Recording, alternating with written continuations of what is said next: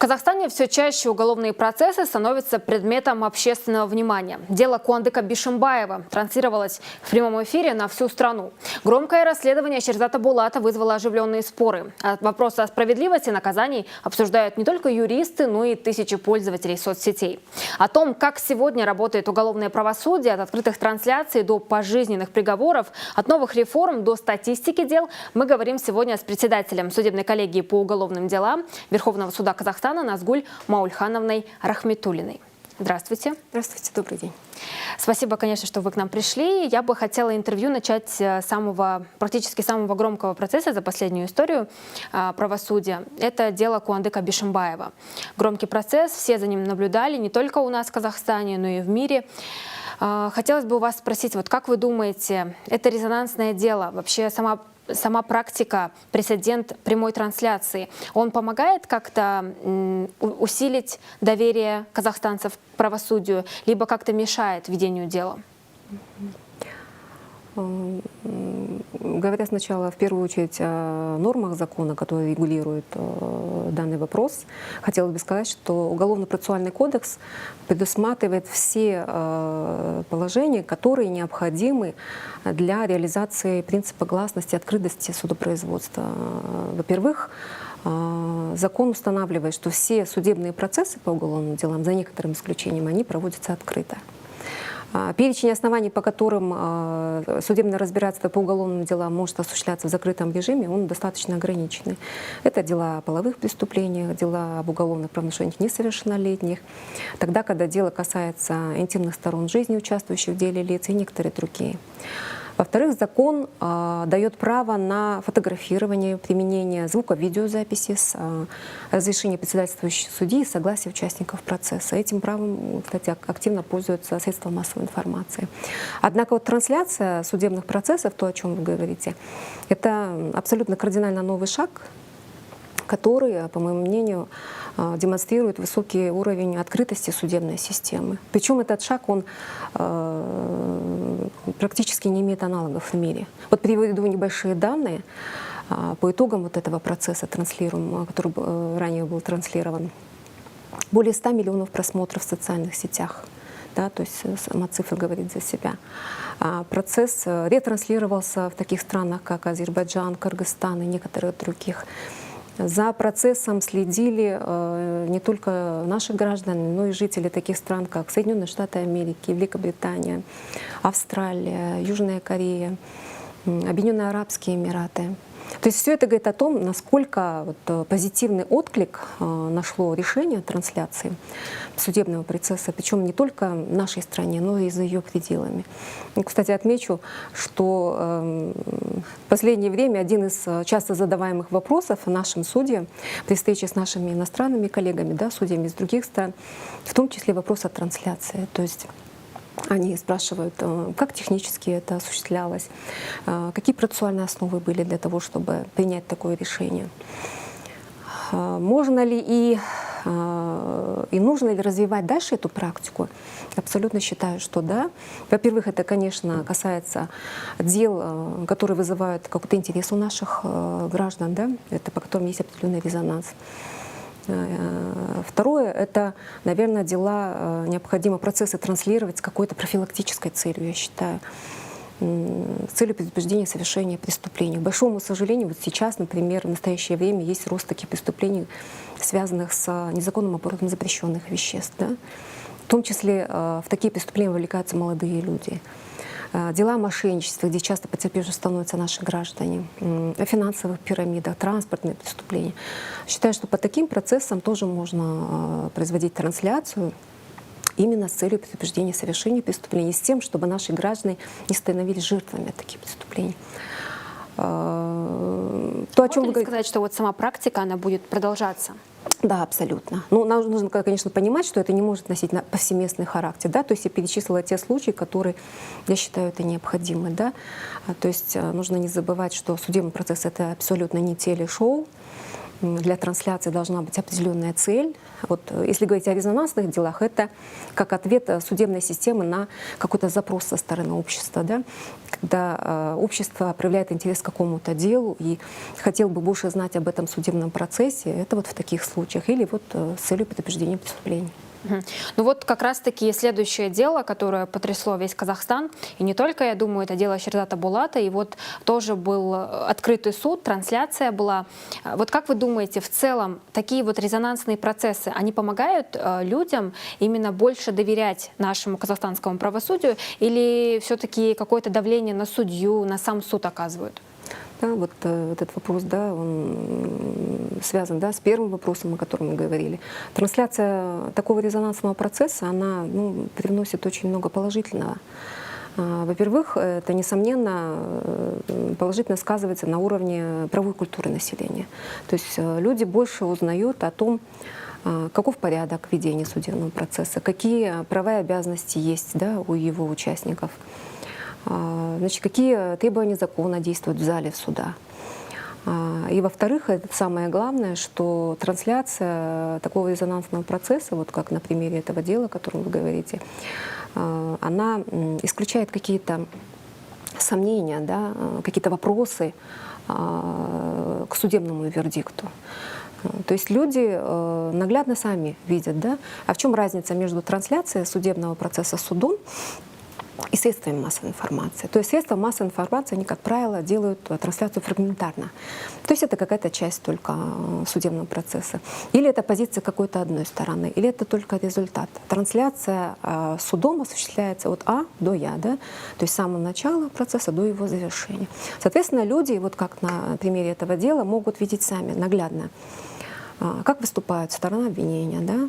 А это прокуроры потерпевшие, сторона защиты, подсудимые его защитники, какие доводы они представляют, насколько вот убедительно они выступают, да? Какую позицию они занимают. Они слышат, о чем говорят потерпевшие, свидетели, эксперты, специалисты, какие документы есть по делу. Соответственно, когда выносится судебный вердикт, для большинства, наверное, тех, кто смотрел этот судебный процесс, судебный вердикт будет видеться логичным результатом того, что он увидел. То есть, соответственно, это абсолютно не фактор давления на суд, да, когда транслируется резонансное дело. Наоборот, оно освобождает суд от необходимости что-то дополнительно разъяснять, да, ссылаться на какие-то обстоятельства, которые были в процессе выяснены, потому что люди видели это все сами. То есть все эти плюсы трансляции таких процессов, они очевидны, и в том числе на примере того дела, о котором вы говорите. А вот в целом статистика уголовных дел, она сейчас растет или, можно сказать, падает? Хотелось бы вот узнать, потому что вот ленту листаешь, как будто бы кажется, что вот уголовных дел, в принципе, уголовных правонарушений и преступлений их много. И в целом хотелось бы узнать, нагрузка на суды, она сейчас большая, она растет или есть ли какая-то другая динамика? Да, к сожалению, нагрузка на уголовные суды, суды, которые рассматривают уголовные дела и материалы, она растет. Вот приведу пример на определенных цифрах. К примеру, за 2023 год рассмотрено около 32 тысяч уголовных дел. За 2024 год уже 34 тысячи. За 6 месяцев, например, прошлого года, первые 6 месяцев, более 16 тысяч. За 6 месяцев этого года, первое полугодие, уже больше 17 тысяч дел. Это только дел, не материалов. То есть нагрузка, очевидно, рост составил около 7%. Но при этом я хотела бы сразу сказать о том, какая есть положительная динамика в работе судов. Несмотря на увеличение этой нагрузки, сразу скажу, какие причины есть, да, для роста, наверное, вы спросите, почему растет количество дел. К большому сожалению, увеличилось количество дел, связанных с незаконным оборотом запрещенных веществ, транспортных преступлений и дел о мошенничестве. Также это связано с криминализацией семейно-бытового насилия. Вы знаете, да, что такие изменения были внесены в закон. Часть правонарушений, которые предусмотрены кодексом, были об административных правонарушениях, они сейчас содержатся в Уголовном кодексе. Как раз таки закон Салтанат его назвали. Какая положительная динамика, о которой я хотела сказать? То есть есть у нас рост уголовных дел, но в то же время наблюдается рост оправдательных приговоров. Вот, к примеру, За 6 месяцев 2025 года количество оправданных лиц составило 157 человек. В прошлом году это было 122 человека.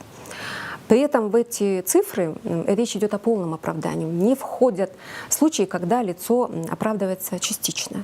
То есть когда по нескольким статьям обвинения он осужден, по нескольким оправданы. То есть это в эти данные не входит.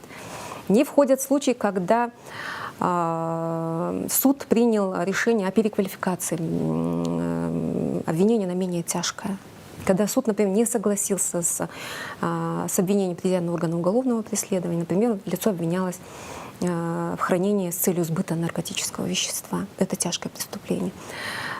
Суд исследовал доказательства и посчитал, что цель сбыта не доказана, переквалифицирован на уголовный проступок, освободил лицо из-под стражи. Это тоже часть работы судьи, она в число оправданных не входит. Какие другие есть, значит, направления работы уголовных судов, помимо количества дел, рост которых наблюдается? То есть ежегодно около 19 тысяч материалов об условно-отсроченном освобождении и замене наказания рассматривается. Да? То есть это... Помимо вот этих материалов, есть и другие. То есть 19 тысяч материалов — это об условно-досрочном освобождении и замене наказания. Есть и другие материалы. Это об изменении вида, значит, учреждений. Это о прекращении принудительных мер медицинского характера. Это об освобождении по болезням. Это о применении амнистии. То есть это помимо вот этих 19 тысяч материалов. Кроме того, отдельное направление работы — это, вы знаете, есть следственные суды. Да? Они были созданы в 2018 году. Основную, какую работу выполняют следственные суды, это рассмотрение жалоб на действия и решения органов уголовного преследования на стадии досудебного расследования. То есть человек, если не соглашается с решением, действием или бездействием органов уголовного преследования, вправе обжаловать это следственный суд. Другое направление работы следственных судов — это рассмотрение ходатайств о санкционированной мере пресечения в виде содержания под стражей. К большому сожалению, количество таких ходатайств тоже растет. Вот приведу цифры. Да? Если в 2023 году рассмотрено около 13 тысяч ходатайств, то в 2024 году это число составило больше 14 тысяч. Например, за первое полугодие прошлого года больше 6 тысяч. В этом году за первое полугодие уже больше 7 тысяч ходатайств. Это поступает ходатайство, когда орган уголовного преследования просит дать санкцию на содержание человека под стражей. Но при этом число арестованных, которым дана санкция, в конечном итоге, она значительно сократилось. К примеру, если в прошлом году в полугодии, за первое полугодие число удовлетворенных ходатайств составляло 77%, то в этом году за первое полугодие это 63%. Приведу такой вот более простой пример по этим данным. Из 7 тысяч рассмотренных ходатайств о санкционировании содержания под стражей за первое полугодие 2025 года удовлетворена санкция только в отношении 4 тысяч человек. То есть больше 3 тысяч человек были задержанных, освобождены судами, поскольку суды посчитали, что ходатайство о санкционировании меры пресечения является необоснованным, и людей из-под стражи освободили. Вот такие направления работы. В целом уголовные дела не всегда у нас ассоциируются с наказанием. Вот хотелось бы спросить, за последние годы казахстанскими судьями какой был назначен самый такой большой, если правильно это сказать, такой жесткий срок заключения? Вообще назначение уголовного наказания, оно строго регламентировано законом. Да? В первую очередь хотела бы сказать о том, что санкция статьи Уголовного кодекса за каждое совершенное преступление, оно предусматривает как виды наказания, которые могут быть назначены лицу, признанному виновным, так и сроки и размеры этого наказания. То есть здесь абсолютно нет какого-то судейского усмотрения. Судья не может назначить наказание более строгое, чем предусмотрено санкцией статьи. Хотелось бы в общих чатах, вот у меня очень часто задают вопросы в социальных сетях, да, где я пишу, отвечаю на вопросы наших граждан, журналисты часто задают вопросы, почему за какие-то преступления различаются сроки, размеры, виды наказания. Вот какова была логика законодателя, когда он, значит, строил систему уголовного наказания? Если открыть особенную часть Уголовного кодекса, там, где начинаются, да, составы преступлений и ответственность за них, то увидите, что особенная часть начинается с преступлений против личности, а именно против жизни и здоровья. То есть этим самым подчеркивается важность этого конституционного права человека на жизнь и на здоровье. Почему в этой части Уголовный кодекс полностью соответствует нашей Конституции, по которой высшей ценностью в Казахстане, в нашей стране, признается человек, его жизнь, права и свободы. То есть именно за преступления, связанные с умышленным лишением жизни другого человека, за насилие над детьми предусмотрено самое суровое наказание — это пожизненное лишение свободы. То есть и в этом смысле никакое, например, имущественное преступление, да, будь то кража, к примеру, или хищение, значит, присвоение, растрата имущества, она не может стоять на одной ступени ответственности с лишением жизни другого человека. Затем, как подразделяет Уголовный кодекс наказание в зависимости от умысла и неосторожности. Вот часто люди спрашивают, почему, например, за ДТП со смертельным исходом наказание до 5 лет лишения свободы. В то время как, например, за убийство с отягчающими обстоятельствами от 15 до 20 лет либо пожизненное лишение свободы. Потому что убийство, оно совершается умышленно, да? А ДТП со смертельным исходом, тогда, когда водитель трезвый, здесь абсолютно у человека умысла нет лишить жизни другого человека. То есть поэтому во всех странах мира, и у нас в том числе, то есть ответственность здесь абсолютно должна быть разная, да, согласитесь. То есть когда человек наносит там, да, 10 ножевых ранений, это одно. А другое дело, когда вот он не справился с управлением, в результате, к сожалению, например, погиб пассажир. Да? Ответственность абсолютно разная. Потом, по каким признакам еще подразделяет Уголовный кодекс систему наказания? К примеру, в зависимости от тяжести наступивших последствий. Да? Понятное дело, кража, к примеру, пусть даже в группе лиц по предварительному сговору, когда украли 200 тысяч тенге, оно до 5 лет лишения свободы. Если украли, например, 50 миллионов тенге, это уже от 5 до 10 лет лишения свободы, например, или, то есть гораздо строже.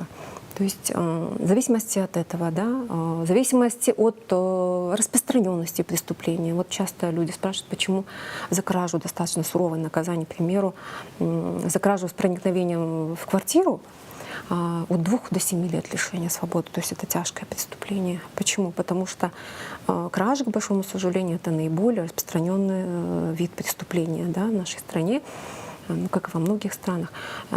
Поэтому, например, за кражи, за скотокрадство тоже достаточно суровое наказание. То есть таким образом система наказаний построена, что вот, подходя к ответу на ваш вопрос, да, что самое суровое наказание в виде пожизненного лишения свободы, он назначается за умышленное лишение жизни другого человека, либо за насилие с детьми, над детьми, либо преступления, которые связаны с такими действиями. Но в Казахстане пожизненное заключение, оно не часто так назначается. И вот хотелось бы узнать, сколько сейчас вот человек, подсудимых, осужденных, они отбывают именно пожизненный срок. Вот, может быть, за последние 2 года есть какие-то данные, сколько человек уже осудили, и можете ли вот вы какой-нибудь пример такого дела привести из последних вот? К сожалению, тоже число таких осужденных растет. Это в первую очередь связано с тем, что усилена ответственность за убийство малолетнего. К примеру, сейчас по закону это пожизненное лишение свободы — это безальтернативное наказание. И за насилие над детьми, да, в отношении малолетних — это лиц, не достигших 14 лет. Если привести данные, то, к примеру, в 2023 году, насколько было, у меня к пожизненному лишению свободы было осуждено 10 человек, в 2024 году 13, а за первое полугодие этого года уже 31 человек осуждено. Из этих 31 человека в основном, по какой статье они осуждены, это за насильственные действия сексуального характера в отношении малолетних. То есть такая статистика. Какие дела? Наверное, вот пример можно привести, вы, наверное, сами читали недавно, да, в Атырауской области, да, осудили, по-моему, к пожизненному лишению свободы лицо, которое по приговору суда, согласно приговору суда, совершило изнасилование, убийство беременной женщины. К примеру, в Северо-Казахстанской области состоялся приговор, где Родной отец совершал насильственные действия сексуального характера в отношении своей малолетней дочери. То есть именно за эти преступления назначается пожизненное лишение свободы тогда, когда это в отношении детей, тогда, когда, например, лишают жизни женщину, находящуюся в состоянии беременности, когда значит, убийство совершают в отношении 2 и более лиц с особой жестокостью. Вот в таких случаях судом принимается такое решение. Да. И вот, знаете, хотелось бы спросить по поводу самих уголовных процессов. Нередки именно жалобы на их затянутость. Сейчас ли удалось решить эту проблему? Как-то рассматривается ли вот, сокращение сроков рассмотрения уголовного дела? Сейчас по действующему законодательству уголовное дело в первой инстанции оно рассматривается в разумные сроки. То есть закон не устанавливает каких-то сроков для рассмотрения дела. В первую очередь это правильно. Почему? Потому что спешка в таком деле, она абсолютно неправильна. Да? Ведь главное, чтобы по делу был законный, да, и обоснованный приговор. Но тем не менее хочу отметить, что несмотря на то, что сроков каких-либо не установлено законом, тем не менее вот свыше 6 месяцев, например, дело рассматривается в исключительных случаях. Ну, к примеру, когда это? Тогда, когда, например, огромное количество потерпевших.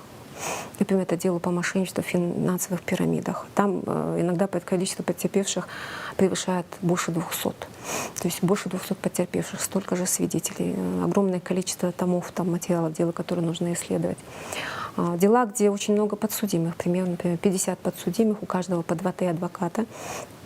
Соответственно, это все, конечно, за 2-3 месяца рассмотреть такое дело практически невозможно. То есть в исключительных случаях оно где-то рассматривается, ну, возможно, где-то больше 6 месяцев, но это абсолютно не повсеместное явление. Вот хотела бы, кстати, вот интересный вопрос, да, привести пример.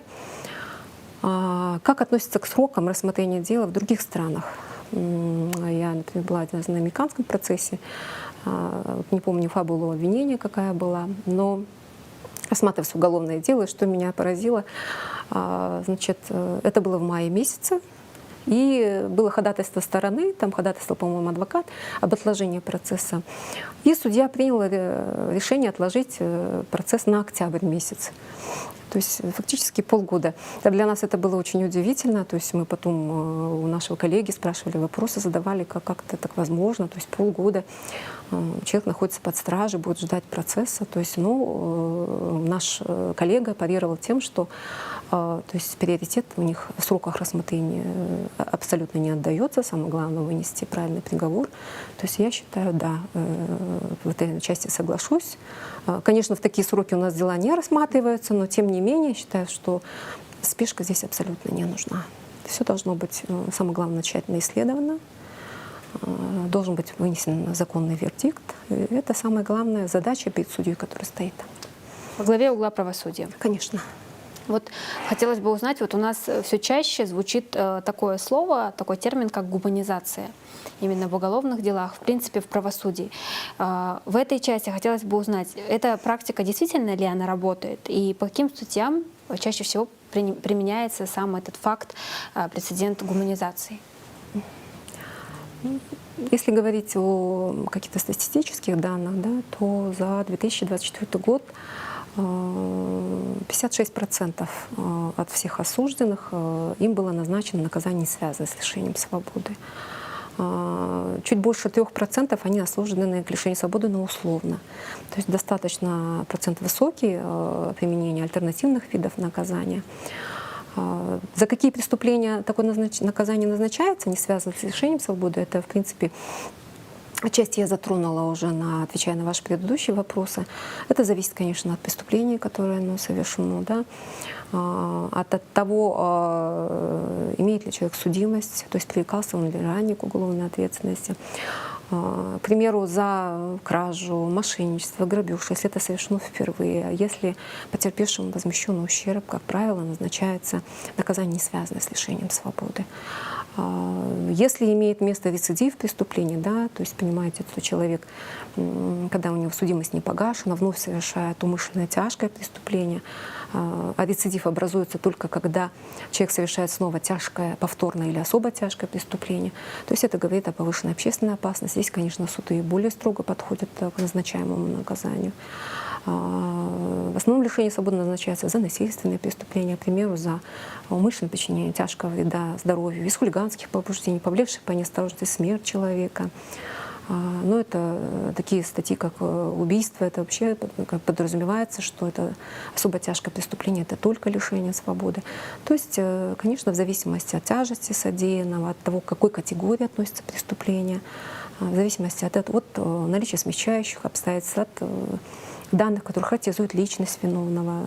Все эти обстоятельства принимаются во внимание, и суд вносит свой вердикт. Каждый случай частно рассматривается. Каждый случай, как опять мы пришли к выводу, что во главе угла всегда правосудие. Да, абсолютно.